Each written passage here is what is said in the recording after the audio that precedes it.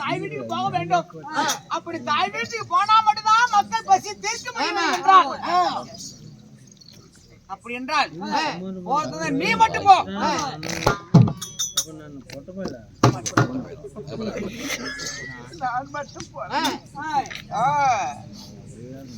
மக்களை எப்படி காப்பாற்ற எனக்கு தெரியும்.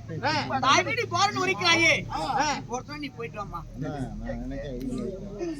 மக்களை ஏதாவது விட்டு எனக்கு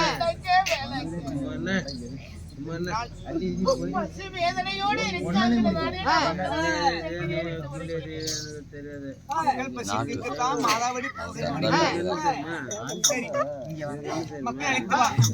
மக்கள் உன்னோடு வரணும் சொல்ல அனுப்பி வைக்கிறேன். என்னோட இருக்கட்டும்.